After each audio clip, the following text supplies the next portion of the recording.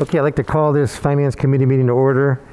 The first item we have is assignment for a request for council action. We have several for the Finance Committee. We have 2145 budget amendments, 2146 CIT support and expansion project, one-time stipend to the police.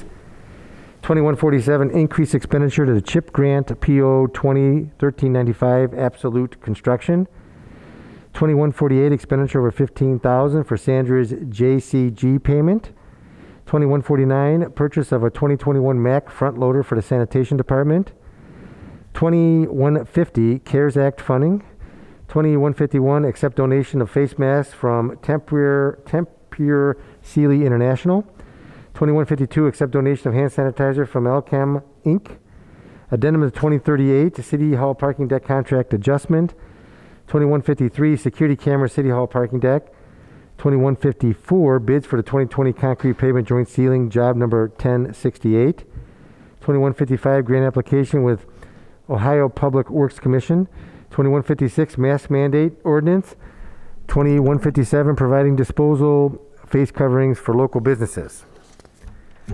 We have item number 2 is 2178 or 20078. Consider how to handle disconnects after ordinance 6220 expires. And Mr. Durham, this came from your our discussion at the last, I think it was a finance meeting or budget meeting, and you prepared a summary of everything. And I don't know if everybody had an opportunity to look at that, but Keith, if you give a summary again.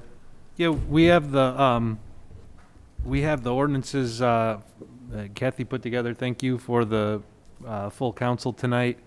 You see what the plans that we decided at the last meeting. So we're going to allow payment plans for everybody. We're extending the suspension of disconnections, and we're waiving penalties for those months. My office has been working on handling those penalties, and we've been working with customers to explain to them what the procedure will be. And I think the discussions that everybody got, I had a few comments for Keith that needed clarification for council on the disconnects and the payment of the $25 credit at the end of the term. And the discussion had is somebody, an individual customer misses a scheduled repayment of a deferred payment, do you automatically lose the $25 credit at the end? I thought when we discussed it, the answer was yes, but I just want to double check with everybody, John, make sure. I think the answer would be yes, unless they call before that date that money is due and talk to the finance department to see if they can get, if they're going to be a day late or 2 days late.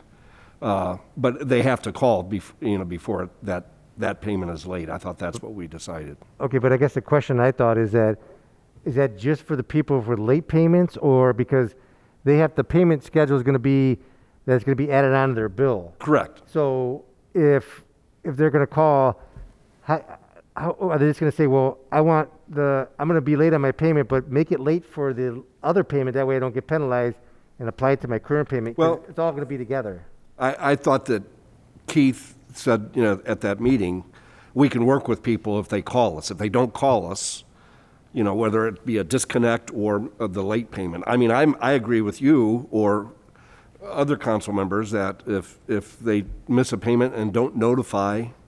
Well, if they notify, let's say I'm late, I notify Keith. Keith, I don't have my payment, I'll pay 3 weeks from now. Oh, no. Well, I mean, that's where he can work with them. He can say, no, that's not acceptable. Well, you got to be consistent, though. I mean, we got to give them some guidance. What would be right? I mean, I guess what I would like, if we're going to do that, is what can I offer people there? We need to know the answer to that.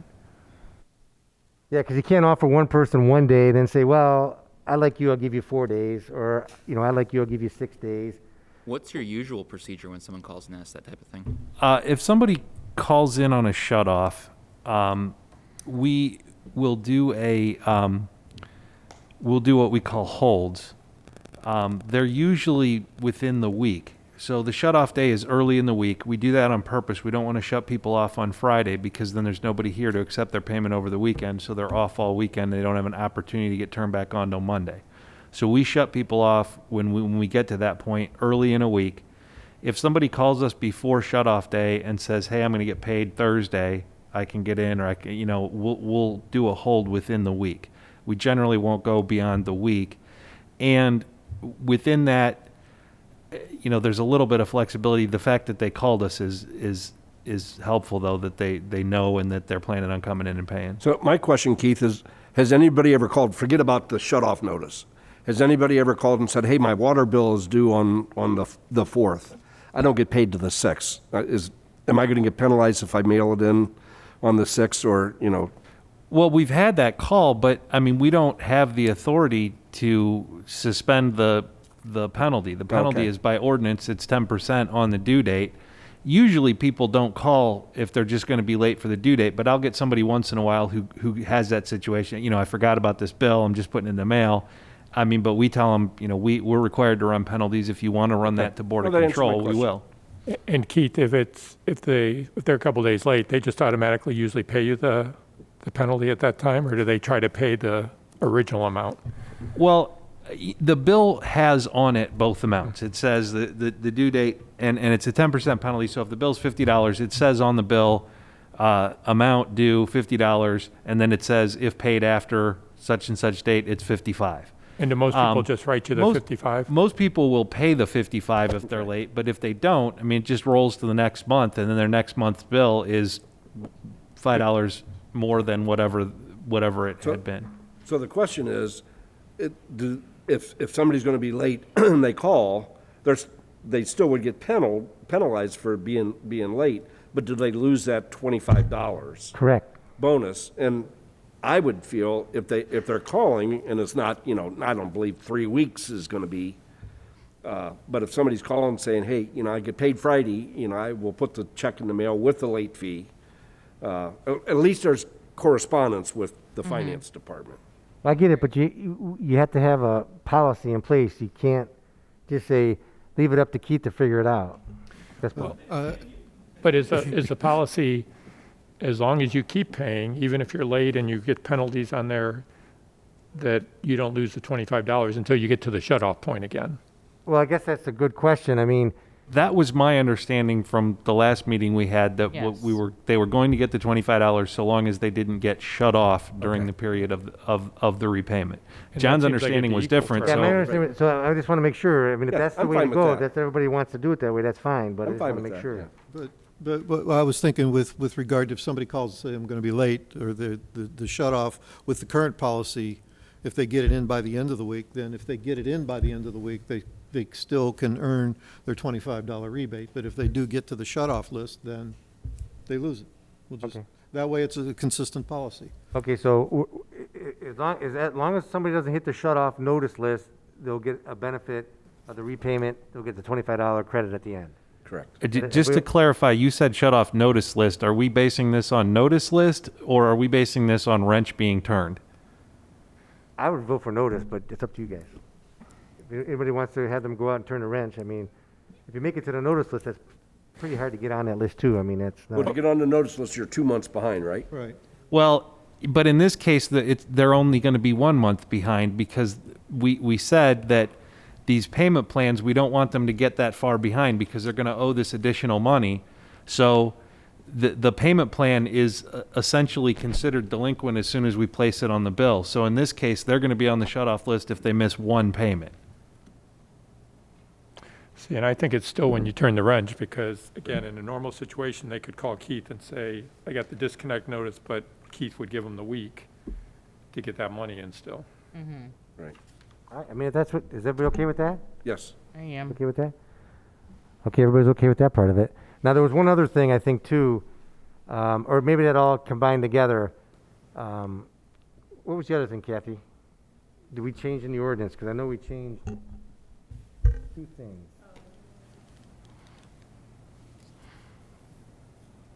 The start date's August 1st, I guess. Well, you guys know the shut off at the end of July, which is coming up. Right, we'll mail the notices after the July due date.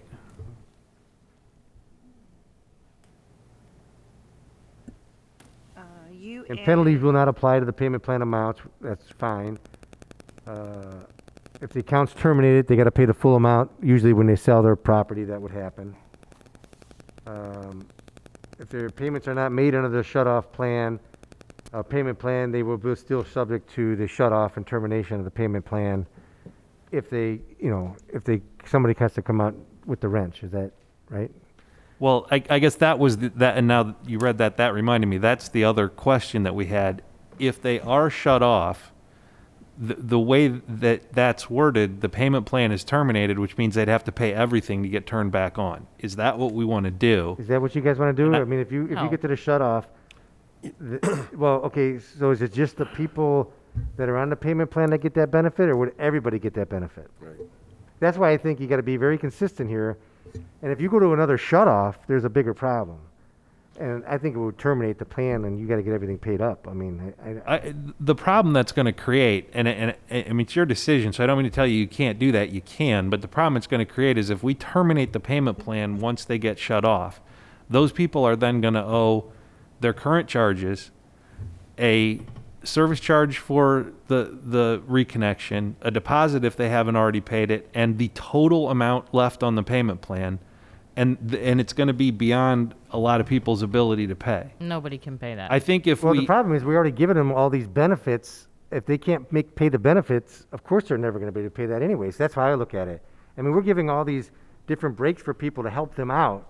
If they can't, if something happens, I mean, there's other organizations that could help them out if they wanted to get the help. But I mean, when do you say we can't? We gotta just keep consistency. That's how I look at it. Well, and I hate to be a pessimist here, but we could be pretty close to be going into the color red again, being mandated to shut a lot of things down, and we're going to be back at the same point that we were before. Now, whether the state's going to mandate that we can't shut people off again, I don't know, but it's something that I think we should do whatever we can do.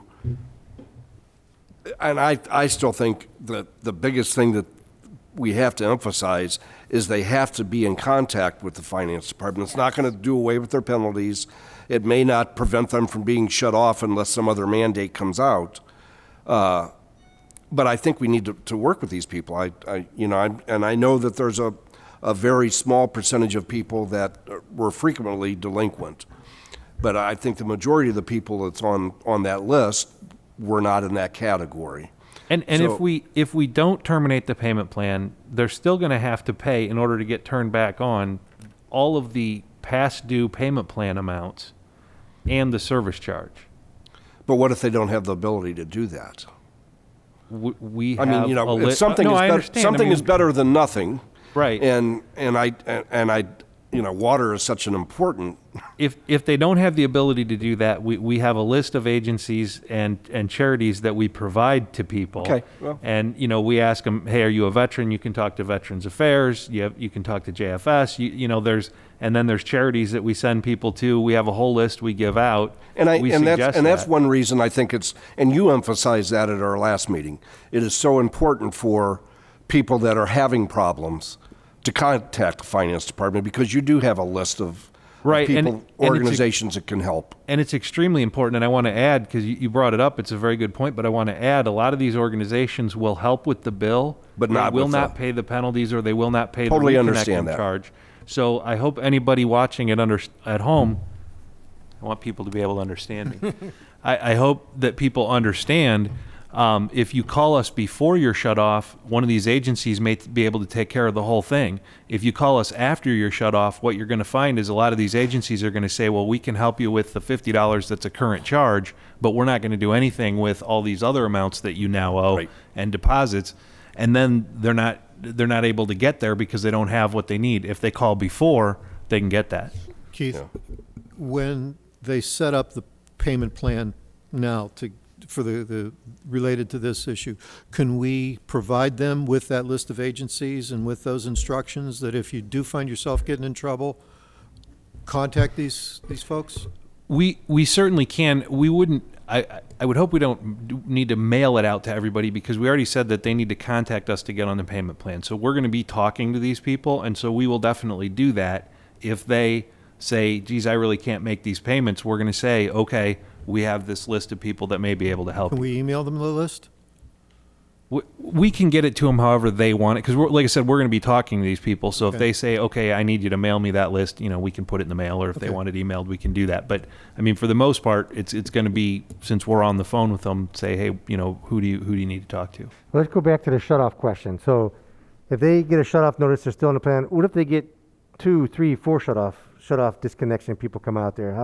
How long do you let them stay in the plan for? And I'm not trying to, I'm just asking the question because this could happen, and he needs guidance of how he's going to handle it. I mean, is it just one time you go out with the wrench, you can stay in the plan, but if you go out a second time, I mean, and again, I have to fall back to the majority of the people that are on that list now that have been delinquent. Normally, they're not delinquent, so there's something that's happening, whether they're making a decision now to pay their rent or food or medicine or whatever it is. These were people that normally did not have a problem. And I think I am.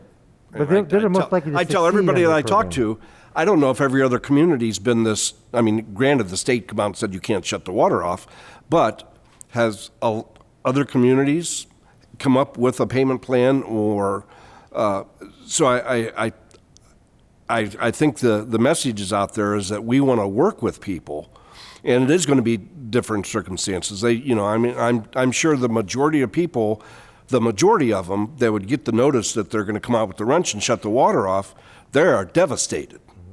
And that's what I'm saying. The most important thing is the communication with the finance department. So, yeah, are there going to be people that may have multiple in this time period with the pandemic going on that normally wouldn't be in this situation?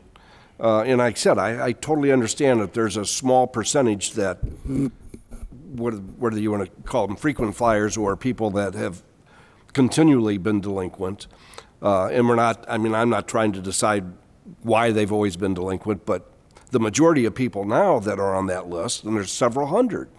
Okay, so is everybody okay with multiple shut-offs, or where does council stand? I wouldn't do that, but Denny would like to do Well, that. It's not that I want to have them have multiple shut-offs. No, I don't want What it, I but want you them, gotta what make I want them to do is to talk to Keith, and Keith can explain to them, here's the people that can assist you, but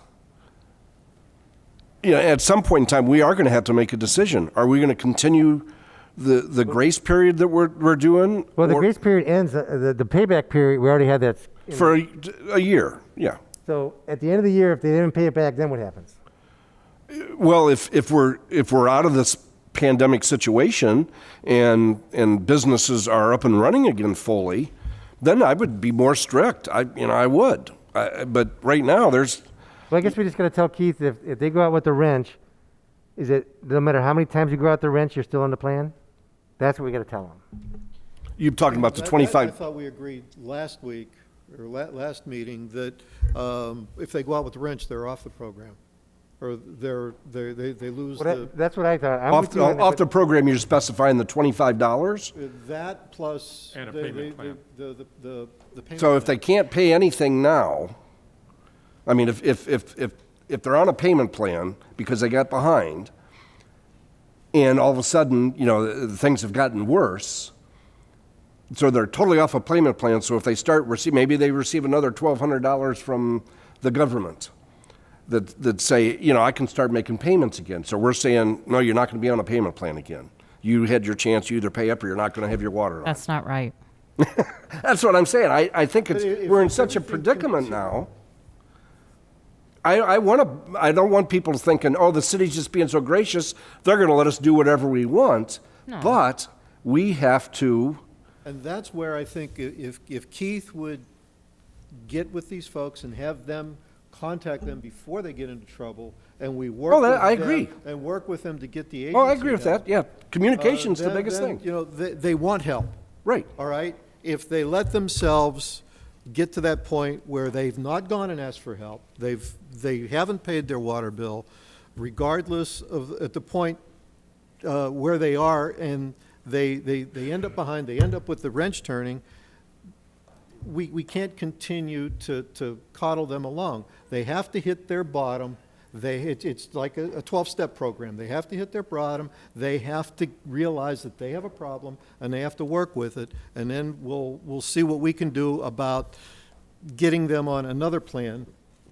And that would be something. That's different whatever than you off would the do- payment plan. Whatever you would do with somebody who's been turned off and then come back on and turned off again, that policy and procedure would probably take into place then.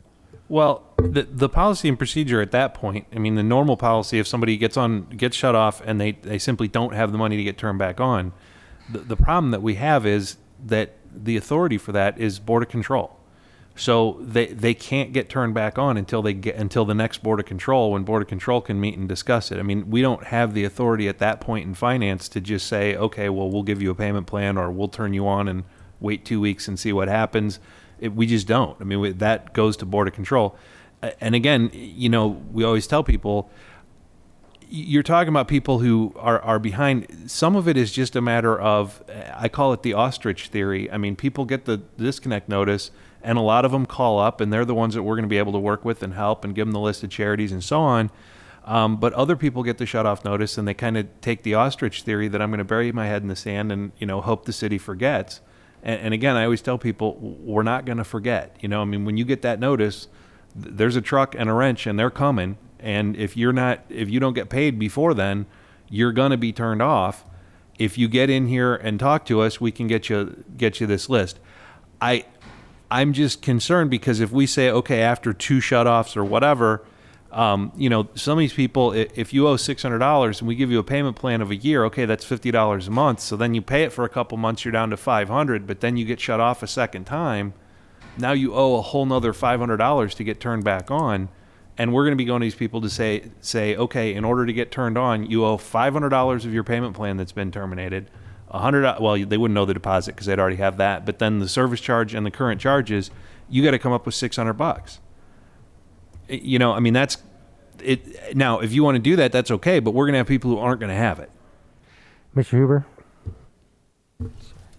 You know, we get these issues come into Board of Control on a fairly frequent basis, and then we're going to have case-by-case problems that I think, in part, that's what the Board of Control is there for. I imagine we're going to, I mean, the facts are presented to the board, and we decide what to do based upon what those particular facts are, and generally each individual has a different set of facts from the other case that we decide.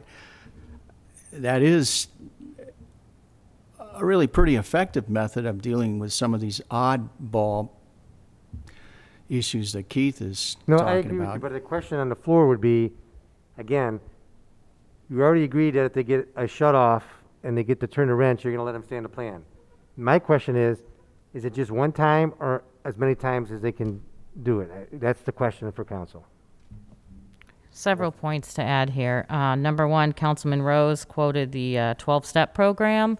Evidence-based practice shows that the instance that he uses an example is not true and not effective. So it would not be the case when it comes to this as well. So it was an ineffective analogy in all extents.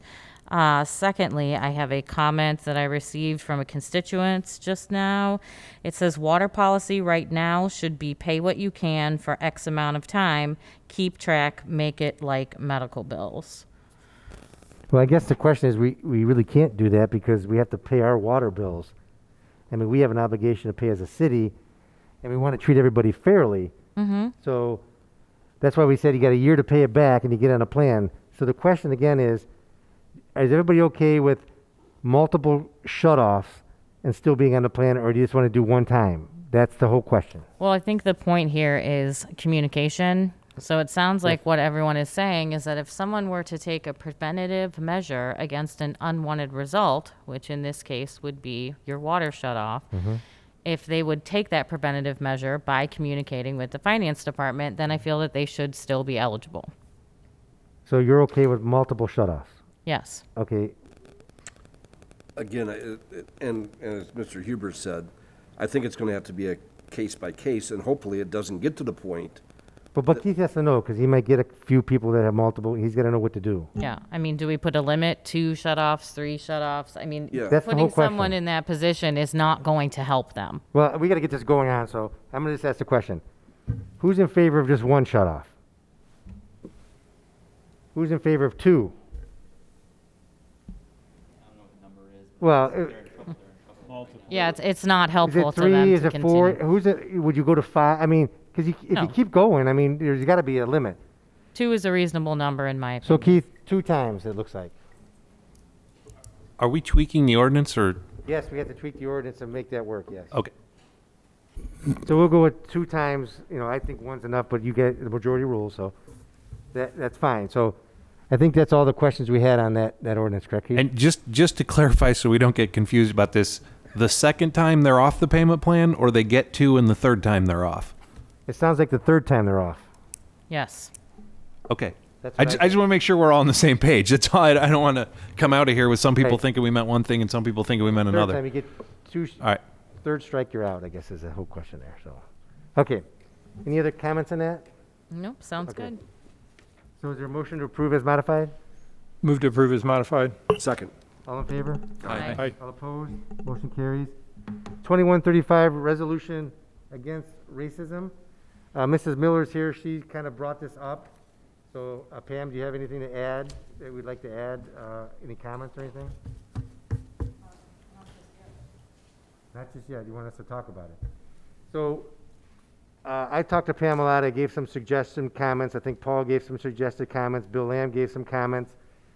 And we came up with a modified resolution. My only additional comment was that if we're going to limit it to racism to a specific group of people, I would just have the title say declaring African American racism, because there's racism that is amongst a lot of different groups of people. And the way this is written, it deals with the issues of slavery and things of that type that have been systemic with the African Americans throughout history. So it looks to me like this is focused on the African American race in general as about being declared as a public health crisis, and not all people that are discriminated against. Does anybody have any comments? I think that adding that to the title solves the entire problem. Right. I agree. Was there a reason, though, why we weren't going to include other than just African American? Well, I think the question is other. I mean, there's all different categories, and the more I thought about it, I mean, you have Latinos, you have, the Jewish. It's different. Not only race, but then you get into religious backgrounds, and there's a lot of racism that occurs just because of who you are. And if we're looking at the way the ordinance is written about the health crisis related to a certain group of people because of the way they've been treated over so many years, that's why it was narrowed, I think, to just the African American group of race. Right. And I think that's why it was done that. But the other races, I mean, if you wanted a whole thing about we just don't like racism, period. I mean, you'd have to be a little bit more encompassing to include, I think, all of them, because racism just doesn't go to one group. It kind of, there's a lot of groups that are subject to racism. Mr. President, isn't that the purpose of this? We don't want racism, period? Well, that's a good question. I think Okay, it came that's the out- way I look at it. If we're going to have an ordinance or a resolution against racism, then let's have one against racism, period. Let's not make it racist by singling out a group of people. Well, I guess the question is, That's not racism. if we didn't put African American in front of it, I would agree with you, Paul, because it's a broader racism comment. So Right. if we're just talking about a group and we want to focus on a group, that's how you'd focus on that group. But I understand what you're Yeah, saying. but then we focus on the group, you make it racist. Well, That is You're untrue. discriminating against all the other groups. not Yeah, no, you are. No, well, I Right, disagree with simple. you on that. Well, I think Bill? I disagree with you. We do disagree occasionally, Judge. John? Wait, Bill had a Oh, question. good. Go ahead, Bill. No, well, I didn't know we were going to get into this because I thought we had already pretty much addressed this kind of off the board when we had and when we had the conversation last time. Pam Miller is the head of the Diversity Committee, former president of City Council. She brought this to us for a specific reason. A lot of communities have passed it because they recognize that really starting with the state murder of George Floyd, that it was like a portal opened up in this country where people finally recognized and begin to really take a deeper look at the issues that African American people have with systematic racism, because they are the only group of people that live here who are only living here because historically they were brought here as slaves. And if you look at the history of African Americans in the United States, and you follow it from 400 years until today, until the killing of George Floyd and others by extrajudicial means, and you look at the economic crisis, the health crisis, the housing crisis, all of those things that have impacted specifically on African Americans, that's why this was targeted toward that one important group.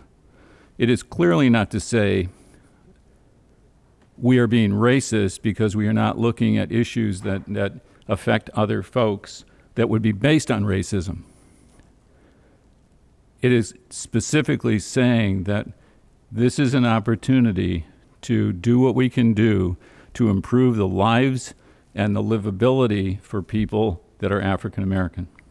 And so initially I was just going to thank you, Pam, for all the work you've done to put this together. We've had a lot of conversations and in conversations with the President Council, really to ensure that it was inclusive in the way that we really intended it and needed it to be.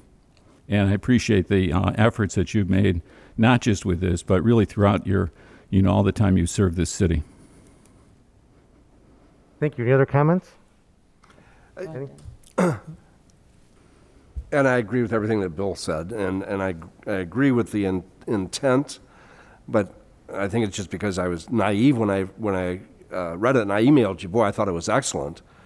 Because of your passion for diversity, I did look at this as a generic,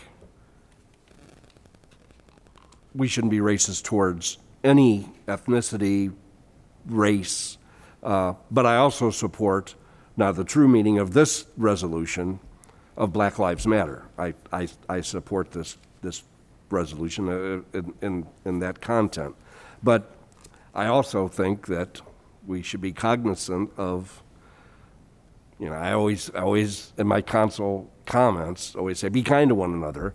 We have to be aware of, and as I mentioned to Paul earlier, or Councilman Rose, I think a lot of racism that occurs in the city of Medina are people that, when you talk to them, I'm not racist, but when whether it be in dealing with black people or going into a convenience store, and if it happens to be owned by an Indian descent person, it's fear of not knowing, fear of the unknown. So anyhow, Pam, thank you so much for what you've done, and I do support this. Thank you. Mrs. Hazeltine? Question for, are you done? Yes. Okay. Question for Ms. Miller. Are you able to tell me whether out of the minorities that is proposed that this, actually what is a resolution, not an ordinance, is proposed to cover when people want it to be more inclusive, out of those minorities, is the black population more affected by systemic racism than other minorities? I think you could say, yes, it is. And really, I think the title is probably not as important as what the content of this is. Correct. And even though we start out specifically addressing African Americans, because that's really what all of the demonstrations that have taken place have been about the treatment of Black Americans. Throughout this, we also talk about people of color. People of color is a kind of an all-inclusive term. It can apply to whoever you want it to apply to. So we know that Black Americans have been discriminated against intensely, and that they are, at this point, probably in the worst situation, but we know that brown people have issues. So by talking about people of color, but by also specifically calling out African Americans, I think it really just covers what you want it to cover, and it can be as inclusive or exclusive as you want to read into it. But I think leaving it this way and just calling it racism as opposed to specific racism is the better way to go. Thoughts on it? Everybody okay with leaving the title the same, or would you want to change it? That's really the question. The body of it, she's correct. The body talks about people of color, but it does focus on African Americans. So the question is, you know, just do you want to leave it the same, leave the title the same, or would you want to adopt the title of African Americans and pass it? That's what I need to know. As a council, we need to pick one of those two to go forward with the ordinance, or don't go forward with it at all. I mean, we need to, I gotta have some guidance here of what you guys want to I'm do. fine with either. I mean, I know what the intentions are, so, yeah, I mean, if you want to change it to racism against African American, I'm totally fine with that. If you want to leave it to, I'm with Well, that's Benny here. not, that's not an answer. Those are great answers. Well, but when I read it though, You know, John, I think Pam hit the net. You know, it was pretty clear. What matters here is what's in the resolution. Right. Correct. And I know that, you know, we've discussed this issue about what is the title. And I think, I don't know, for most of us, I guess, pretty comfortable with whatever you're comfortable with the title, because we're really looking at the intent of the resolution. You know, if it says if it's important that it says African American, then add that to it. Well, the only thing I think it brings more attention to the whole issue of, we're talking about the African Americans. Right. I mean, I don't And the title itself, because people just read titles mainly. Some people don't read the ordinances, and this would draw their attention that this is who we're talking about. Well, maybe those some people then need to become a little bit more interested and intellectual and not just read titles. They need to, you know, read the ingredients. Well, So, you know, if you want to add African American, I'm okay with that. I am too. Like I said, am either as way. well. Eric? Yeah, But Paul? it was the title, as I told you in my email back to you. The title said just racism, and that's how I read it. Every sentence that I read in this, I read as racism, and that's why my response back to you took out every black American and just put in all residents for that very reason. So if we limit it to African Americans, you'd be okay with it, Paul? If it's African American racism, because we're limiting it to that specific group of people, would you be okay with I that? do, if I have one more question answered, and what health citation are we basing this on? From which Department of Health, U.S. Health, Ohio Health, any medical yeah, these basis would for be this? federal as well as state statistics. Then I think those should be included in this. But- If we're citing this and declaring it a public health emergency, I think they should be included in this. And I also so that checked we what that can- means, what does a public health emergency mean? And I asked somebody at our law firm in a public law group to say, what does that mean? I have no idea. Right, so I think those are the types of things that need Well, to they be told added. me what it means is that if a federal program of Medicaid, if something is designated as a public health emergency, they're giving different treatment than everybody else because the class of people are disproportionately affected. So when I asked them that question, I guess it kind of made sense that the way this ordinance would work is that the federal government would look at it and Medicaid would be maybe impacted by it by saying, look, we got a problem because the people in our community are disproportionately affected because of their color.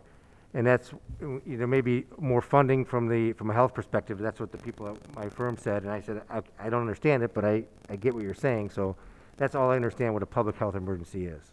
Okay, but I still think So- having some basis of fact in here for that would help us. So during For the those break, we who can put read it that later. basis of fact. So if we put a little basis of fact about how it's a public health emergency and call it an African American racism, would you be okay with that? If it's in the Mr. title, President? it would be easier for me to vote yes. Mr. for it, President? yeah. Okay, yes, Ms. You know, Miller. You the know what? fourth paragraph does say, it talks about the negative consequences of pervasive systemic racism have caused disproportionately higher rates of chronic disease, infant and maternal mortality, homelessness, poor education, incarceration, et cetera.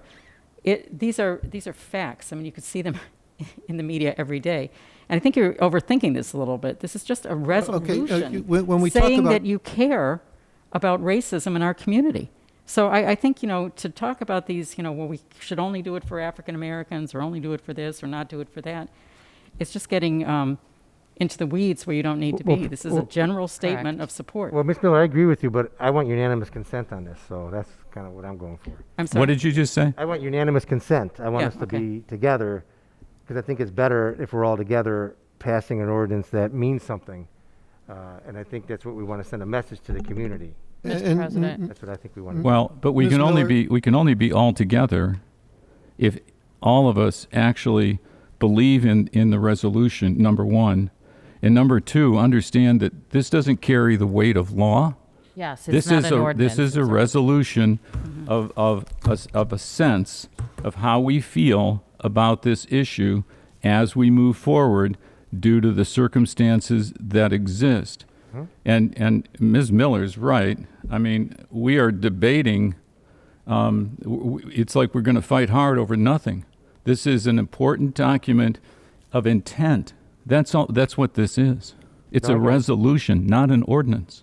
Right, so I just got consensus of everybody, the resolution, we just change the title and everybody would be okay with that pretty much, but Paul has another question. Mr. Huber, what are your thoughts on this as law director?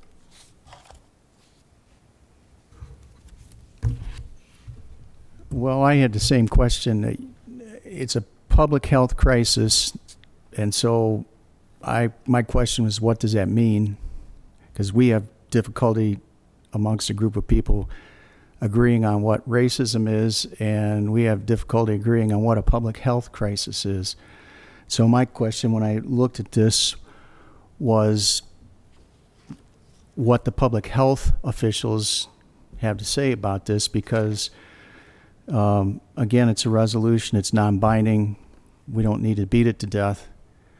But if we are passing a resolution placing responsibility on public health officials for this situation, number one, what is it?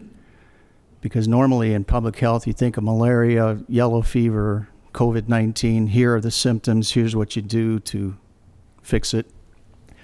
And then the second question is what the public health officials would plan to do once you pass a resolution and place upon public health officials responsibilities, because that's what this implies. I don't think you would pass a resolution if nothing is supposed to happen. And so my only thought was, I wonder what public officials recommend on this issue, because this has been brought forth primarily, I guess, by politicians, and I haven't heard anything beyond that, because this came up a couple weeks ago, and that was my thought on this. Thank you. Paul, any other questions? Yeah, I think maybe we should address the law director's concerns. I have no intent, I have no problem with the intent. I agree with it 100%. Okay, I just want to make sure that I'm looking forward down the road that somebody somewhere doesn't look at our words and say, oh, they really meant this, and so we're going to come back and Well, sue again, the city for something. again, it's just a resolution. They can't sue us or anything like that. It's No, just, it's not it's law. just telling, and I explained what at least our public law people thought a public health emergency meant. And it's just usually for federal funding from the Medicaid program. That's what they indicated. Mayor Hanwell? Thank you, Mr. President. I know you and I talked offline about this, but the seventh whereas, where it says that even though it's a resolution, let me start with that. Even though it's a resolution, it's not a law. The fact that it's a public record puts us all on notice that this is what we're saying. I'm not pleased with the last sentence that says understands that ongoing anti-bias and sensitivity training must occur. I don't think the city should be bound to that. It may say may occur, should occur, something that gives us a little discretion, but we can't take 10% out of every budget of the city and then have to bring in 24/7 officers and pay overtime for training because of a resolution that we passed. I don't think No, I don't think that does that, but I understand what you're saying, because again, this is a resolution, it has no binding authority on any officer here or any municipal, nothing. I mean, it's just, No. it's just a statement of our beliefs. If we wanted to make it binding on a police officer, we'd do an ordinance saying that you're mandated to do 50 hours of training every year, and you gotta do it, and we're not doing that. But I mean, if you rather have, should continue to occur, because we already do it, right? We already do this on an ongoing basis. It Yes. doesn't cost us money most times. I mean, it's more of a policy that we do with everybody as far as their training. part of it is a policy review. Part of it is through in-service training. Sometimes the state mandates things like that. But in the same respect, there may come a time when it doesn't occur for a period of time. And any time If the council passes this unanimously and it says the word must in it, that's telling me that you all believe that we must do it. I don't think that's the appropriate word in that whereas. Thoughts on Well, that? I kind of think that you must do it. I agree. First of all, and secondly, you Well, then know, we're going to need the money back. I'm not done. Secondly, I'm not done either. All right, okay, hey. Bill, you have the floor now. Maybe you could. did speak I on already that. have the floor? Yeah, okay. you have the floor. Go ahead. Thank you. First of all, secondly, you know, the law director said came to your attention because this is the thing that's brought by politicians. Truthfully, even if we are, I guess if you think we're politicians, we're pretty local, but this wasn't brought by politicians here. This was brought by Mrs. Miller from the Diversity Committee. I do believe. Am I correct there? Yeah, And- she and contacted thirdly, me, yes. you know, if we have this kind of a debate over a resolution, I'm not really sure what that says about what message we're sending if we're going to argue about this issue of racism with the African American community, that we can sit down and pick it apart word by word when it has no weight of law, but it is something that we would hope that we have resolved could go forward to improve these folks' lives. And here we are debating word for word for word. Now, I don't know how much time everybody wants to spend here tonight, but I guess we could take every single agenda item that we have and we can go through it word by word by word, if you feel that's necessary. Because those other things we're going to look at tonight, with the exception of one, is not a resolution. Those are ordinances. Those carry the weight of law. So I think we should either table it now and send that message, or determine that probably in its initial form, it could have been passed and served the same purpose, or vote on it now and pass it now. One of those things we should do.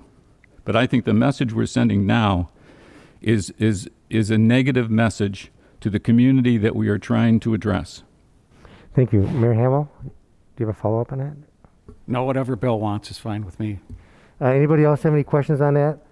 I just had a statement here. It seems to be that there's a little bit of confusion as to what constitutes a public health crisis. A lot of people are saying they don't understand how that fits in. Public health crisis is a difficult situation or a complex health system that affects humans in one or more geographical areas. So from a particular locality to encompass the entire planet. So health crises generally have significant impacts on community health, loss of life, and on the economy. So that is what a public health crisis is. And I think we can all agree that African American racism falls under all of those things. Is that the dictionary's definition? It is. Okay. Just It's wanted the to double magic check. of Google. I don't know if you were just rattling Not- that off or if you're. I'm very passionate about it, so I read it very passionately. But, you know, we are picking words apart, and it is not legislation. It is not something that we need to have references for. It's not anything like that because I feel Ms. Miller has provided all the evidence we need to do the right thing by acknowledging that we as a city are committed to moving forward in the fashion that we already are. We already have our diversity training, and I don't think that must is too powerful of a word because I think that's something that we should automatically, as a city, as an administration, want for our city to continue with diversity training so that we can serve all of our constituents and all of our residents in the best way possible. No, I guess I agree with you, and I don't think must means we have to spend money. No. Because I think it must means that I think we're doing stuff already that we should continue to do. Just means Through we're the police keep doing it. department and through the diversity program that we continue to do now. If we get into a situation where we're requiring, seminar training or special officer training in different areas of the state, I'm sure they have those programs. But I don't think we're doing that under this ordinance, or resolution, I'm sorry. I think we're just saying, we must continue to do what we're doing. Yes. I think that, and maybe the clarification should be, training must continue to occur. Maybe the word continue be needs to be okay with added, because that. we're already doing it. So whatever we're doing now, we just continue doing what we're doing because, we're trying to do our best. And I don't know if that satisfies you, Mayor, to say continue to do what we're currently doing. So we must continue to occur what we're currently doing, if you're okay with that. I'll follow whatever the council wants to pass. Okay, thank you, Mayor. Is everybody okay with that? So what I'm hearing is we change it to African American in the title, and then in the one section that the mayor brought up, so we must continue to occur because we're already doing it. Is everybody okay with that change? I am fine with that. Yes. Okay. Okay. Do I have a motion? Move to approve with Second. as modified, those two items. Second as modified. Any further discussion? All in favor? Aye. All opposed? Motion carries. All right, thank you. Now we get to the budget amendments. There's 2145. We accept a check from the fire storm gear for the police department. Keith? Pass through. Any questions? Move to approve. Second. All in favor? Aye. All opposed? Motion carries. Accept a check from Mountain Bike Trails. Keith? Another pass through. Move to approve. Second. All in favor? Aye. All opposed? Motion carries. 2020-14 appropriation to ensure community service probationers. Keith? This is in Fund 164. It's one of the court funds. It's for probation services. They collect this money in court costs, and they want to be able to use it. Any other questions? Move to approve. Second. All in favor? Aye. All opposed? Motion carries. 2020-13, accept check from York Risk Service Group for traffic signals. Keith? It's for damage to the signals. Move to approve. Second. All in favor? Aye. All opposed? Motion carries. 2146, CIT support and expansion project, one-time stipend for the police department. Chief, I see you walking up to the mic. Yes, that's where I'm heading. Thank you, Mr. President. This is our crisis intervention training. They recently acquired a grant to enhance the program. Part of that enhancement is assigning a liaison. Each department in the county will assign a liaison to the crisis intervention team. They have a one-time stipend for personnel costs of $1,500. Questions? Move to approve. Second. All in favor? Aye. All opposed? Motion carries. 2148, expenditure of $15,000 for Sanders Job Creation Grant Program. Mrs. Marshall? No, I got that. It's for, no, We skipped something, I think. Did I? yeah, we got the Absolute Oh, I'm Construction sorry. chip. I just drew a line there. 2147, increased expenditure, absolute construction chip home repair. Mr. Mendel? Yes, thank you. This is for finance approval only. We went to Board of Control to do $15,000 for a chip project in Brunswick, and it was $15,200. So we just kind of did the $15,000 in Board of Control, and then we just need to add this extra $200 so we can get this contractor paid. Thank you. Questions? Move to approve. Second. All in favor? Aye. Did that include the emergency clause? It's finance only, so it's I guess we don't need it then. it's automatically approved. All right. All in favor? Aye. All opposed? Motion carries. Now we go to 2148, expenditure over $15,000 Sandridge Job Creation Grant Payment. Mrs. Marshall. Thank you, Mr. President. This request is to authorize a job creation grant payment for Sandridge Food Corporation for the tax year of 2019 and the dollar amount of $22,500. This is a result of their 2012 Drive Warehouse expansion project, where the commitments to the city of Medina were for 100 new jobs and $3.6 million in payroll. The monitoring forms that came back from Rita shows that they have met all those requirements. In fact, their actual new payroll is well over $11 million, so they're at 318.42%. This would be the fifth payment of a 7-year grant agreement. And just a reminder for council and the public that the job creation grant payments are funded through our non-income tax generated revenues. Thank you. Thank you. Any further questions for Mrs. Marshall? Move to approve. Second. All in favor? Aye. Opposed? Motion carries.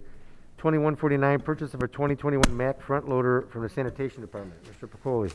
Thank you, Mr. President. We originally submitted this request in February in conjunction with the OEPA grant, if the council recalls, in the hopes of receiving that.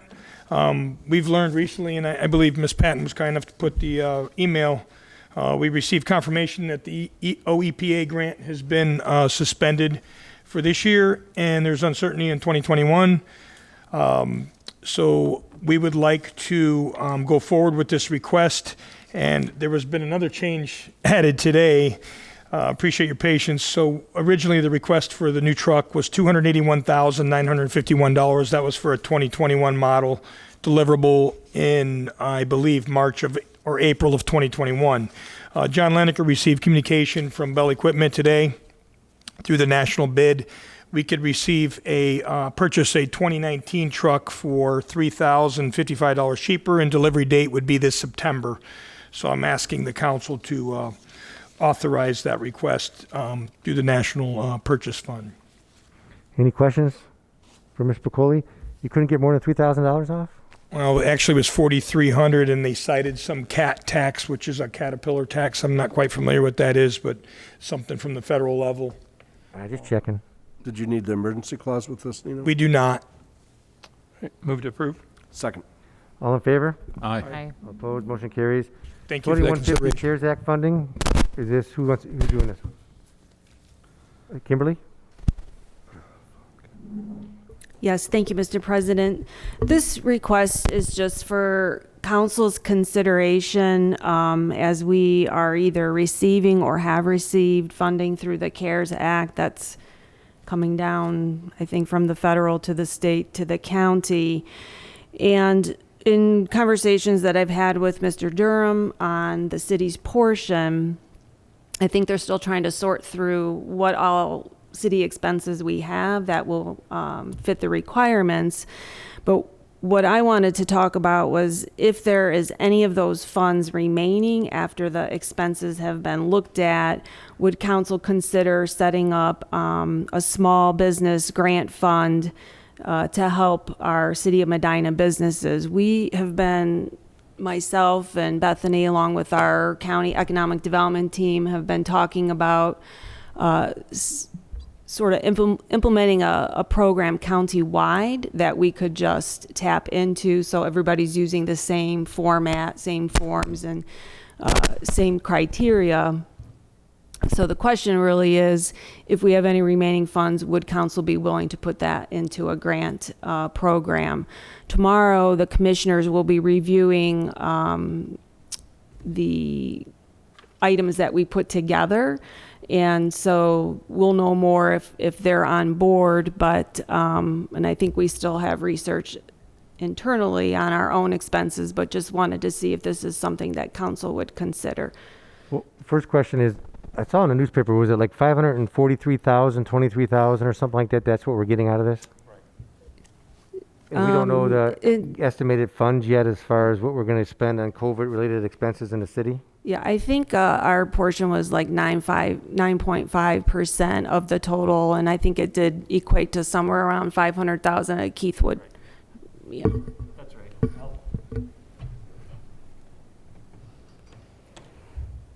That's correct. We don't have a total of what we've spent so far for two reasons. One, because when this crisis first started, we started tracking everything that we thought might be reimbursable. Some of those things aren't, so we have to pull them out. And also because some of these expenditures are ongoing, so there's going to be more expenditures. And the way the wording is, we have to have this spent or encumbered by October 20th, I think. And so we're going to know over the summer while council's on break about where we're going to be. If we're over, then this discussion is moot because we'll just spend it all. If we're under, then I think we want to do this because it's basically use it or lose it otherwise. Well, Mrs. Marshall, I guess the question is, do you need to know the answer today in order to have it encumbered for that purpose? No, all I'm asking council is, would they consider further discussion when you come back from break to talk about putting this program together, and then we can have more details after you come back. And maybe by that time, Keith will have a better handle as to where our expenses fall and if there's even going to be any leftover money. But it's my understanding, though, too, that if we don't spend it and the county doesn't spend it, like goes back to the state, but we could put our monies in with the county and keep that money here and help the small businesses. No, I don't know if everybody okay with discussing it. I guess my question is if there's additional funding, which I don't know if there would be, where would that come from? And I mean, that's maybe what we got to talk about. But if it's just the money left over for a program, it may work or may not. I would imagine you have to have at least $100,000 or something for it to work. I don't know if you had $5,000 in there, if that would be enough to set up a whole program. The cost of setting up the program may be more than the funds you're going to lend out. Yeah, and I'm thinking more like we would partner with the county so that we're not having to create all that extra infrastructure internally and tracking it and monitoring it and all of that stuff. So, and I'm not exactly sure how it's set up, but I think the county has the funds and then we just have to show them what the expenses are and then they're kind of tracking. I don't know if Keith knows that question. We got the funds, and it's in a special revenue fund for COVID, which we created Okay. based on the state. But then if whatever we don't spend, we have to return. Okay, But so we don't- comments on that? What do people think? Why would we return it when we can use it to help our local businesses? Okay. Anybody else? Keep it, Makes sense to me. So talk about it? talk about it. All right, it sounds like we're interested in talking about it. Okay, thank you. Okay, thank you. Okay, 2151, accept donation from Tempur Sealy face mask. Who just, Mr. Marshall? Thank you, Mr. President. This request is to accept a donation of 210 cloth face masks from Tempur Sealy International, valued at $1,050. When COVID first hit, they converted a portion of their manufacturing operation to make the face masks, and they wanted to help the city during the pandemic, and so that's what they donated. Thank you. Well, thank you. And I guess I want to raise a question at this point about the face masks. Are we going to use them in the city hall, or if we jump down to 17, there's something about maybe giving some of those face masks to local businesses if they want them? I guess I don't know how that would work, if we're permitted to do that or not. I don't know what people think about that. Mayor? Are we permitted to give the ones that we have here currently? Either that or the ones that were donated to the city, are we permitted to give, some of those to local businesses if they requested them? If we took them from Tempur Sealy, as in this case, I would feel it best to ask them if they're okay with us sharing it with the local businesses before we went to do that. But the service director shared with Kimberly when we discussed this at the staff meeting on Friday that our stock is beginning to lower as well.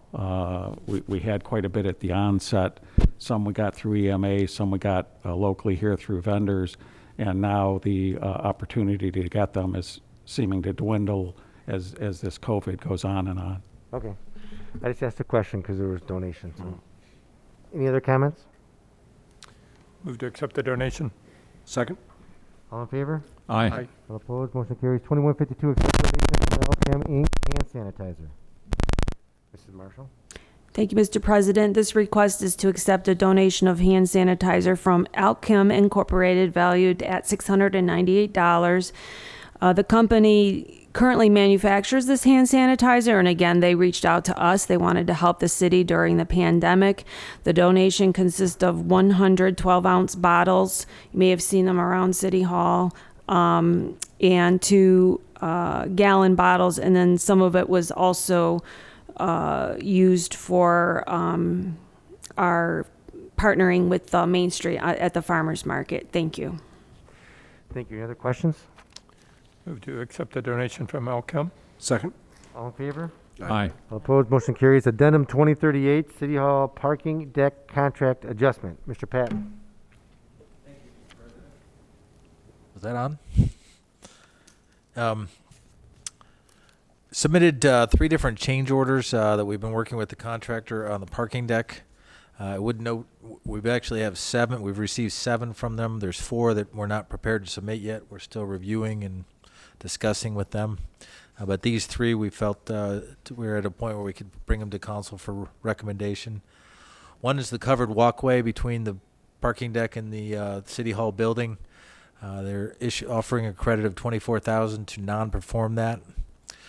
The second, we've discussed this before at Finance Committee, is the detention system. Their cost to relocate it to the east side of the lot near Sully's we thought was excessive. So we discussed a credit for them just to non-perform that, with the idea the city would do this after the fact. They're offering a credit of $58,500. And the other was an addition of a little over $9,000 for extra conduit. The city requested 8 additional security cameras. We were due 20 cameras, but police department and IT, when they looked at it, wanted 28. So there is a cost to install the extra conduit for those conduit. In total, what we're recommending tonight, it would be a deduction in the contract amount of $73,428.32. Thank you, Patrick. Would I be correct to assume that the other 4 are increases in the contract price?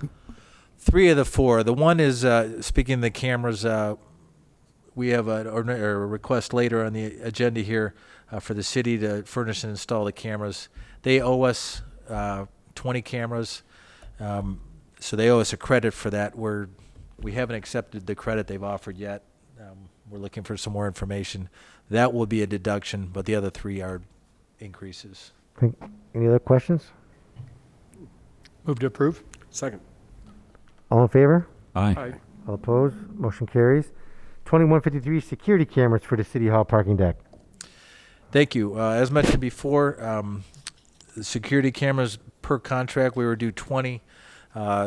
IT and the police department requested 28. When we got a proposal from from CPS to adjust our contract, we thought it was excessive. So we are recommending that the city omit that from their scope of work, and our I2C Technologies, who Darren and the police department use frequently, furnish and install those security cameras. Thank you. Any questions? Move to approve. Second.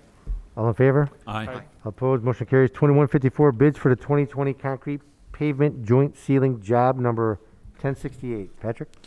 Thank you. This is our annual project. We always use the phrase, it's kind of like changing oil in the car. The crack sealing will extend the life of the pavement. In the past couple of years, we had requested $75,000. We're reducing that to $50,000, just in interest of trying to save that 10%. I like the way you talk. Yeah. Any questions? Yeah, I Paul? do. In saving that more than 10%, about 33%, how does that work with saving the life of the concrete?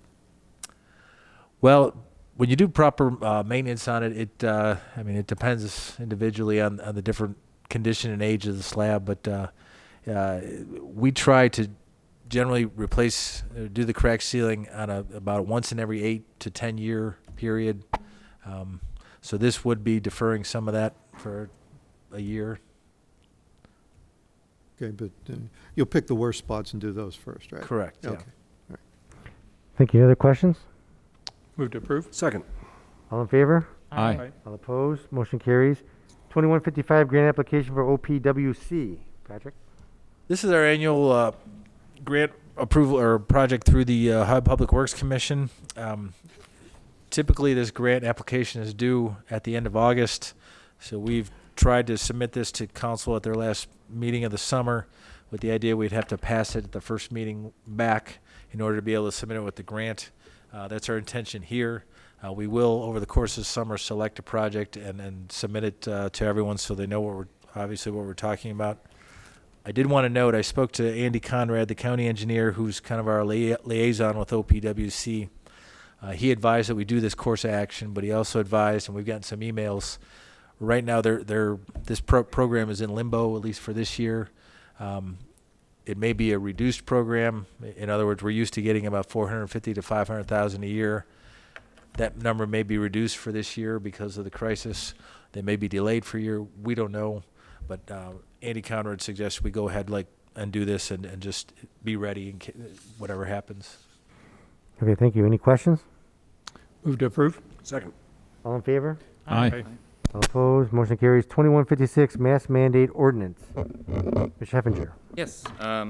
So we are not going to be doing the mask mandate ordinance. We've replaced it in the agenda with the resolution that strongly urge citizens in the city of Medina to wear facial coverings, social distance, and sanitize their hands.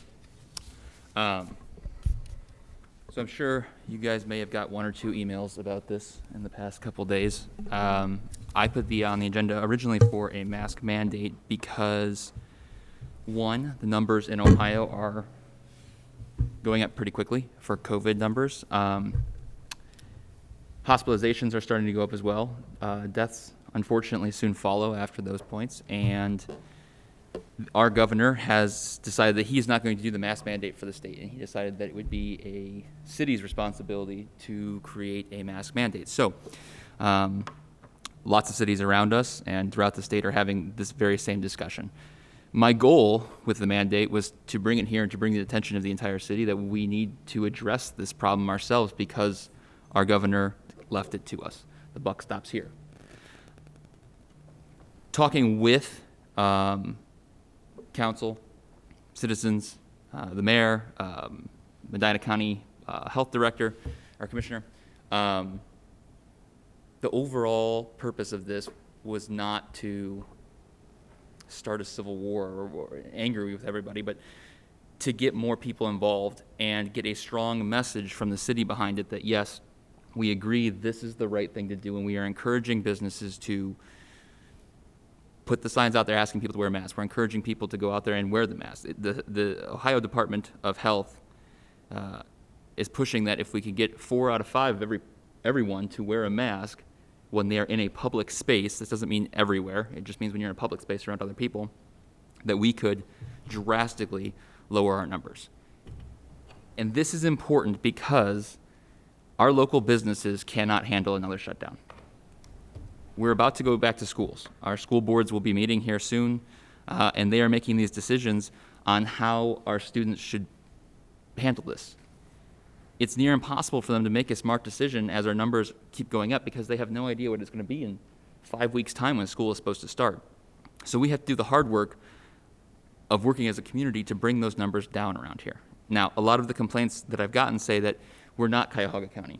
We're not Summit County. Our numbers aren't astronomical. And that's great. This is a preventative measure, right? All of these numbers are 2 weeks delayed. So it's what you did 2 weeks ago to get it. So we don't actually know what our real numbers are today. We have to wait 2 weeks for that. So to keep those numbers down so that our leaders in this town can make those decisions, we can help our businesses, and we can encourage people to keep going out to businesses so they feel safe at those businesses, I wanted us to take that hard stance. But Medina is such a small city, right? And it's very easy to say, I'm not going to wear a mask, so I refuse to go to your businesses there, and I'll go right outside the city. I mean, Walmart is technically not in the city, right? We couldn't mandate it. They could go shop there, and it wouldn't fall under this. A stronger piece would be to get the whole county behind this, right? And so in working with the mayor, we've reached out to Brunswick, we've reached out to Wadsworth, and the county commissioners, and have all come to an agreement that the county needs a unified message, that we should stop the county from going red, as they call it, which is if you go red, that's when the governor sweeps in and makes all mask mandates throughout, plus it's could be a criminal penalty of $750 or even time in jail, but I can't imagine putting anybody in jail, but that's not up to us anymore. That is put upon us, right? And that makes it even harder, again, for our small businesses. We look around the country, Texas is starting to shut down restaurant, bars, group areas again. California schools, they're all going straight to online. I mean, we need to stay open as much as possible. And that means we all have to sacrifice a little bit. So once I learned that we had the option of having that larger message that is hopefully a lot more powerful, because we can't affect the whole county when we just put this mandate on ourselves, but hopefully working together with the other cities and the commissioners, we can really make that strong, unified message that this matters, that our businesses matter, that our students matter, and that we need to stay open and frequent those places. So that's why I put this resolution in front of us today. So is this resolution the same resolution that'll go in front of the other cities and the commissioners? Do you want to handle that one? We didn't ask them to pass a resolution. If they're interested, I'd be happy to share it with them. What we asked them is we had Barbara write up a PR piece to strongly encourage the masks and why, and that this is throughout Medina County, backed by the health department, the 2 cities and the county. So the 2 cities are on board, the health department's on board. We're going to have each of the entities' logos on the bottom of the release when it goes out. The only thing we're waiting for is Colleen can't speak for the other 2 commissioners, so their meeting is tomorrow morning at 9:30. We expect the commissioners will pass that, but we're just waiting for that, and then the release will go out shortly thereafter. We've also asked the health department whether or not they already have some wear your mask posters, things like that. Could we do the same thing with some of the posters for businesses, city hall, public buildings, and also have all 5 logos on there, the 3 cities, the county, and the health department. And that way it's not just a city border issue, it's all of Medina County, and we're all going to suffer if these numbers continue to go up. And by the way, we're surrounded by the north, west, and east of red counties already. And my understanding is once we turn red, that's when the governor's order goes into effect, and then it's technically a law that means the police officers, if they see somebody without a mask, they can issue them a ticket, and it's a criminal offense. It's a misdemeanor offense, and they're going to get a fine for that. Well, just for clarification, Mr. Coyne, over the correct? weekend, we're still trying to get further clarification, the chief is, but the Ohio Chiefs of Police Association came out and said this is a health department mandate, and the health department should be the first to investigate the mask compliance. And if the health department needs assistance of the police department, they may then reach out to the police department. Okay, yeah, because there's confusing information on that. I mean, at least from the government. Understood, but again, because this is all new, generally criminal matters do fall to the police, but the fact that it's a mask for a public health emergency, that falls to the health department. So it's kind of like a split between the two. Okay. We're trying to get clarification. Okay, good, thanks. Mr. Any President. comments? Mrs. Hazeltine? Yes, it's my understanding after talking with Chief Kinney over the weekend that should a business choose to put up a sign in their business that says, you must wear a mask to enter this business, that if they are asked to leave because they don't want to wear a mask, it then becomes a matter of trespassing, at which point they can call the police department, correct? That's correct. Okay. Yeah, go ahead. And then, oh, sorry, go on ahead. No, I was just going to say, and then we, in addition, also have heard from Mayor Hanwell that we, hopefully by tomorrow afternoon, will have this statement that businesses will also be able to post in front of their businesses, correct? Further encouraging people to wear masks and to follow the business's procedures that they've put in place. This PR piece you're talking about? Yes. Yeah, so the PR piece will be put on the all of the cities and the counties and the health department's websites, Twitters, newsletters, Facebook, all of those things. So now, if the business wants to print that and put it on the door, if the business wants to create their own poster and say no entry without masks to put people on notice, they don't want people in there, then they have every right to do that. Thank you. Chief? Thanks, Mr. President. The mayor's correct. We received some guidance from the governor's office via the Ohio Chiefs Association, indicating that the primary enforcement agency will be the county health department. They're recommending that they're asking people not to call the police department if we do turn red, or any county that is red and there is a mask mandate, not to call the 911 or the police department, to refer those calls to the health commissioner. Additionally, as Councilperson Hazeltine indicated, the businesses can make it mandatory. It's private property. They can make the masks mandatory. If somebody gives them any problems, or they refuse to put a mask on and they're asked to leave and they refuse to, we will go and respond to that incident as a trespassing violation. So we would encourage business owners to definitely call the police department in that instance, and we'll address it. Okay, thank you. Thank you. Mr. Heppinger? Talking about businesses and whatnot, there's a section in here that I want to bring out specifically so that we're all aware of it. Section 10 of this resolution, not a mandate, it says, in keeping with the City of Medina's community spirit and welcoming atmosphere, all individuals that visit our historic square and patronize our businesses are strongly encouraged to be kind to one another. Though it may be difficult for everyone to wear a mask at all times, the City of Medina encourages everyone to respect each other in this difficult time. And this was included in here because we have a lot of businesses here in town that have put this notice up and have been harassed by it. If you read the paper today, you would have seen some of that. Though most people that come through respect that, they'll put on a temporary mask. And we also have some businesses in town that said they've wanted to put that up, but they are afraid to put it up because they'll lose business, and they're already hurting for business right now. So they don't want to turn away anybody because they just need it. So these are tense times, and we're talking about hard subjects here, and this is nobody's fault here in Medina that we have a pandemic that's worldwide, right? So I think this is an important part because we are saying as a council, if we approve this, that we are asking you to all be patient with each other, and you don't have to agree. You don't even have to ask why that person is not wearing a mask. There could be a great medical reason for that, right? You don't have to ask why they are wearing a mask. You don't know what their life is like at home, who they're taking care of, who they see. We just have to respect each other, and if you can, please help us out. And this resolution is urging, and that's why it says in the title, urging us all to take our little part of this and do the job. So please be respectful to each other. Thank you. Any council comments? I would just like to congratulate Eric for working with the mayor, the law director, and changing it from a mandate to a resolution. I think it's more palatable for the community, and I think your message is going to be the same. The people that are kind to one another and concerned with everybody's health, they are going to get the message, and I really appreciate the work that you put in this, Eric. Thank you. Thanks. Thank you, Eric. Jim, you got anything? Oh, good. Bill? No, I just really appreciate, Eric, the way you spoke, because you really were you were specifically interested in health.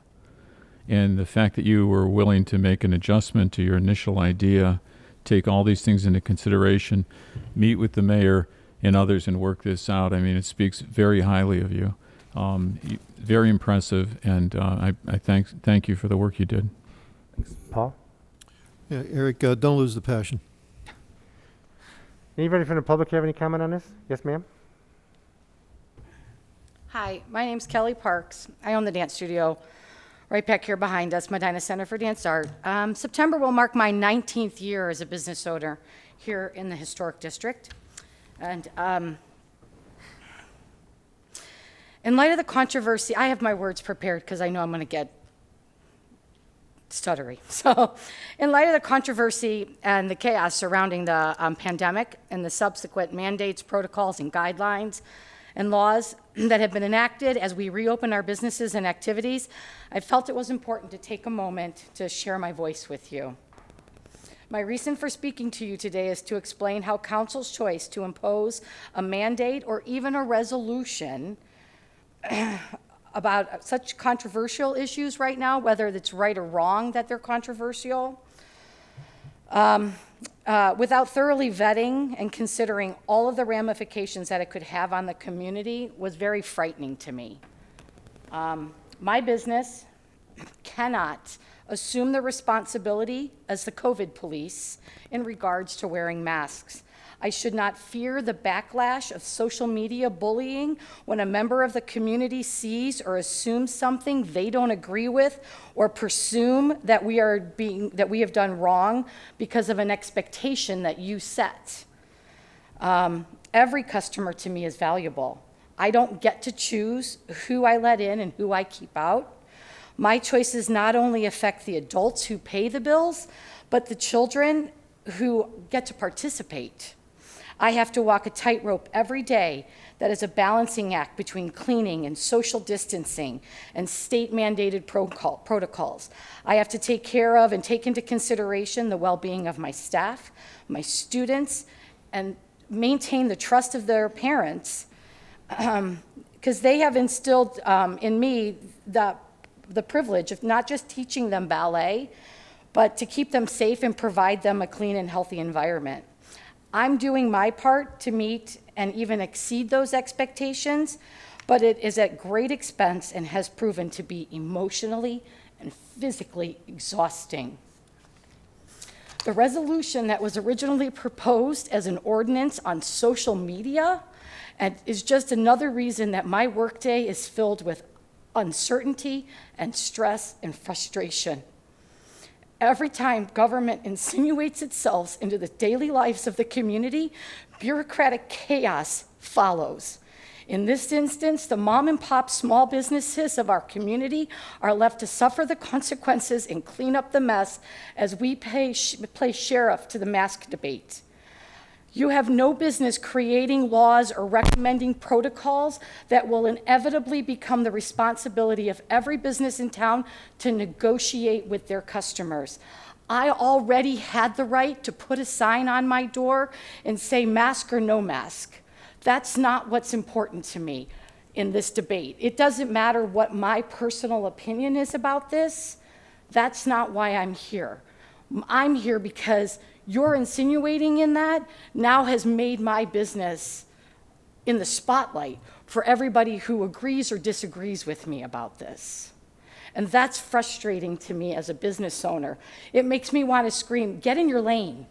It's hard enough to run my business.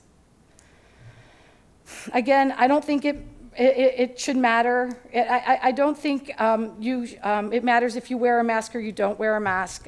My business, I teach ballet, and I do that to the best of my abilities while practicing safe protocols established by our governor and our health commission while navigating these unprecedented times.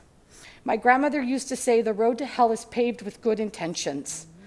Then she would explain that good intentions were not those moments you failed to act, but those moments you acted in ways that were self-serving or did not consider all the consequences.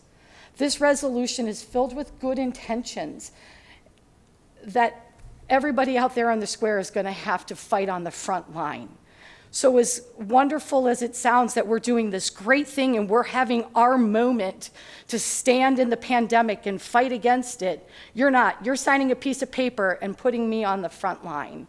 And that's my problem with this mandate. And I don't know that it's something that you'll reconsider, but I think it's important that you know the consequences of that decision. Thank you for your time. Thank you. Anybody else wish to speak? Yes, sir.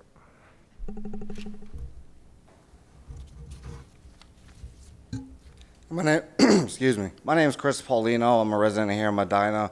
I'm also an Army veteran. And when the mask mandate came out, I was very turned off by it because I feel like it's not taking into effect all of the lives that have already been lost from our soldiers that have fought overseas, fighting for our personal and individual liberties, in addition to business. You know, I've talked with the mayor, I've talked with Eric and a couple different people on council here, and it's going to be hard for any business here in Medina to get back to where they need to be with even 50% occupancy. Everybody knows a restaurant here in Medina can't operate when half of their tables can't be full. Businesses have been down 40+%, as you know, Eric has kind of told me, and that's not going to stop if we are mandating our citizens to social distance, stay at home, wear masks. Half of the people are comfortable going out, half of them aren't. It's all hurting Medina businesses. Companies like Amazon, big corporations are all getting the revenue from this because now people are staying at home, they're ordering online, they're getting things delivered to them by corporate restaurants and other restaurants that have better marketing than local businesses and restaurants, and it's going to prolong their death is really just what this mandate and what these shutdowns are going to do. You know, me personally, I believe that we should be pushing back to Ohio saying, when are we going to get rid of these mandates? When are we going to get rid of the shutdown? When are we going to let things go back to the way they were? Because that's truly what's going to help Medina families. Currently, businesses are down, employment's down, revenue is down, and that's only taking money out of the family's pockets. It's taking food out of the kids' mouths. Most veterans I've talked to in the last week say that it disrespects them in the sense that you're not even taking into account the individual liberties that they have already fought and lost for. Millions of soldiers have lost their lives already for our individual liberties. And a lot of veterans, even though we're 1% of the population, so we don't have a big voice, they feel like no one's taking that into consideration, right? Everyone's quick to say, hey, wear a mask, it's going to be better for everyone. But no one's quick to say, hey, why are we even wearing masks? Why are we even shutting down? Why did we let our businesses, why did we even let this happen in the first place? Now, I understand that there's, a pandemic, and, when you do the math here in Ohio, it's 0.0003 chance to pass from COVID. I have a higher chance of dying in a car accident. I have a higher chance of doing a lot of other things, yet people are still driving. If you really cared about other people's lives, and there's a higher chance to die by killing someone with your car, then you would stop driving because you care about that person's life. No one stopped driving here. We all drove here, I would assume. So we're picking and choosing what we care to. We're picking and choosing what we want to look at in terms of what's important. Are people's lives important? If they're important, then why are we driving cars? Why is fast food on every corner when heart disease is going to kill more people than COVID, and we have an obesity problem that has been addressed multiple times and is, most people would say, a fact throughout the United States? Why is obesity not a problem? Why are we not mandating restaurants and fast food places to put out better food so that our people's health is in, more concern? So to me, COVID hasn't brought enough of a scare for me personally, and I've got a lot of backlash, and everybody has their own opinion. That's one of the great things about America, is you're entitled to a different opinion than me. But me personally, I just don't think that it's at a point where it's scary enough to shut down businesses here in Medina. And I understand that if it gets to a government mandate, that it's a little out of our control, right? So I do understand that portion of it. But I'm just curious if there's any pushback against our governors, against Ohio, against everything that's going on with this pandemic, or are we just standing back and saying, hey, take our rights, this is enough for us to give them away? So, that's my viewpoint on, the way I stand. I spoke with multiple veterans over the past week and month who feel the same way. Again, we're a very small percentage in the eyes of the population, but that's what I would like to address here today at council. Thank you. Thank you for your comments. Anybody else have any comments? Thank you. I have a question for the gentleman there. You spoke of driving in cars, and you drove here. Just out of curiosity, did you wear a seatbelt? I did wear a seatbelt, yes. And you understand that is something that was government mandated by Ralph Nader, correct? That's correct, and I don't For your believe health that- and safety? I don't believe that should be mandated. I believe that you don't want to wear your seatbelt. You should be allowed to not wear it and get a ticket and fly out your window and die. I believe that that's your own personal right. The fact that I wore a seatbelt is simply due to I have a 3-year-old daughter, and if I do that, then she doesn't have a father. So before I had a kid, I didn't wear a seatbelt. Now that I do, I wear one. Okay, thank you. I appreciate your thoughts and opinions, truly. Thank you. I just want to clarify again, we're not passing any kind of mandate tonight. This is just a resolution urging, as far as the information that we receive from the public health officials, it's a good idea to wear a mask. That's kind of what we're passing tonight, or considering to pass tonight. Does anybody else have any comments on council? Or questions? I actually just wanted to relay something about some of the comments that Ms. Parks made of what I observed personally today with Councilman Lamb on the square. Local business decided late last night, after their employees left, to mandate masks in their business. And as I was standing there talking with the owner and Councilman Lamb, a couple came in without masks. And the owner said, oh, here's some masks I can provide for you. You need before you can enter the facility. And they said, oh, we both have medical reasons why we can't wear masks. And the owner said, oh, that's no problem. She said, if you want to take a step outside, then I will send someone out to take your order. And they said, oh, do you have any tables to sit at? And she said, yes, we have 6 tables outside that you can sit at. And you know what that couple did? They nodded, smiled, sat down at that table, and someone came out and took their order, and they enjoyed this beautiful day and ate outside. And that's all there was to it. That's all well and good. I can't take ballet lessons out into the parking lot. But thank you for sharing that. Mm-hmm. Any other comments or questions? Is there a motion? Move to approve. Second? Any further discussion? All in favor of the resolution? Aye. Aye. All opposed to the resolution? Resolution carries. The next item we have is 2157, providing disposal facial coverings for local businesses. I think this kind of ties in for what I mentioned earlier about the donation. about if a business would like masks, I mean, it's a cost. We do have COVID funds that the city set up that we use for various purposes, for food purposes. We use for another purpose. I mean, well, it's a food, and we use it for water. We kind of use a $25 thing for water. And if, you know, I guess if we want to do anything as a government, we'd like to help businesses. And if they want a mask, maybe what we could do is supply them so they don't have to buy them. I mean, that was the only thing that I think this came out of Mr. Heffinger's discussions is, you know, if they want to come to City Hall and get some, they can. If they don't have to. It's just something made available that somebody wouldn't have to purchase. So any questions on that, Mr. Lamb? You know, we were talking to a business owner today, and they were telling us that they had, because, you know, when you go to buy like just this mask I have, which I got at City Hall, just, I don't know what, they're really fairly expensive, surprisingly expensive. And they said that they were handing out masks when people came in, and they had already spent they'd gone through $25 worth of masks. And since we have the COVID funds, and it would really tie in well with what Councilman Heffinger worked out with the mayor and others, that if we set aside, picked a figure, whether it be $5,000, I think we have $22,500. Am I right about that? $22,500 left? Yeah, not left, no. No, we subtracted out was it roughly $8,000 for the $25 bonus for the water? So we have, but that gives us how much money is left then? We have plenty of money for masks. Probably about 10 to 12,000. So if we said, maybe initially if we said, well, we're going to set aside $5,000 for masks, and then it just came up with a really simple thing. Business people, you know, identified as a business person could come up here and pick them up, or they could call, so that we know that they're going to businesses. To me, that would be really a helpful thing when you're asking people to voluntarily to wear a mask.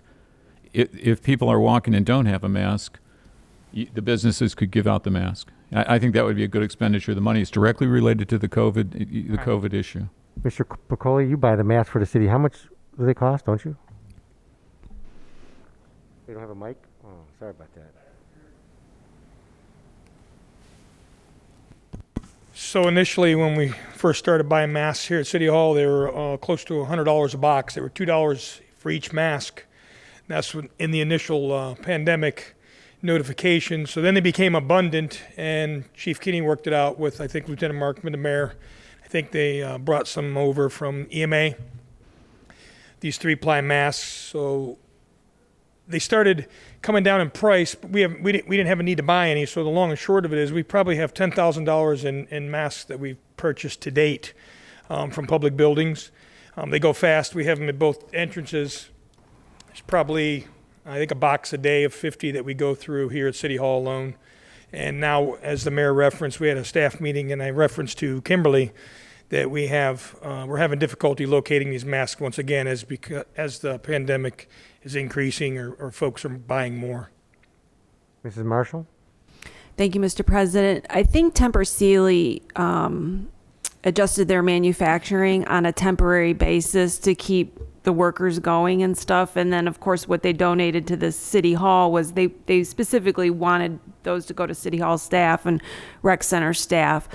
Since the COVID hit, I believe All Fasteners, which is another manufacturing company in Medina, they don't make them, but they do have a resource for purchasing. So that could be another place where we could go locally. I don't know what we were, price per mask that they have, but that could be somebody that we could check with. And then also through the state of Ohio, they had put together that PPE resource website. We could always look on that to see if there's some other local resources either in Northeast Ohio or within the state to acquire more masks. Thank you. Thank you. I guess the question is, I mean, I think if you wanted to use the COVID fund to help the businesses, I don't know if I'd go to 5,000 right away, maybe 2,500, and have Mr. Picoli or Kimberly contact some of the local businesses that make them to see if we could buy a supply of them, and then just notify the local businesses that if they want some masks and need them, they can come and pick them up. I just don't know. We're not going to be back until the end of August, and I think some businesses, if you're going, you may, depending on the kind of business that you have and the walk-in traffic you have, you could be going through, 50 or 100. You could go through 50 or 100 masks in a day. What does everybody think? Well, I would propose that we we could set it at $5,000 because we had specifically set the money aside for that. And then if we don't need it, you know, if there's not that demand, at least the flexibility would be there to. I'll just approve 5,000 and buy them as you need them. As needed. Yeah, and so if Kimberly or whoever was able to get $1,000 worth of masks to start with, then and we could see how does that go. And okay, I'm good with I 5,000. was, Mr. Rose. I was at Home Depot today. They've got them for 50 cents a mask. If you buy them in packs at 10, I think it is. Oh, do they? If I we're forget taking, what the quantity is, but it worked out to 50 cents a mask at Home Depot.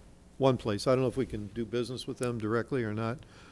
I right. know Rick at the hardware store sold some kids some Saturday morning for 25 cents a piece. So are you okay with $5,000? 5,000 if it gets us through. Okay. How about you, Eric? Are you okay with that? Yeah. Everybody okay with that? Yeah, and hopefully this resolution, there'll be more and more people wearing their own mask, and we won't have to provide. Well, I think we can I approve agree it with the through 5,000. council. It doesn't have, through finance doesn't have to go to council because we already approved an ordinance Right. to spend up to 25,000. Correct. So I think we just need a council approval to allocate up to $5,000 for the mask. Is everybody okay with I that? agree. So is there a resolution for that? Move to approve for up to Second. 5,000. Second. Further discussion?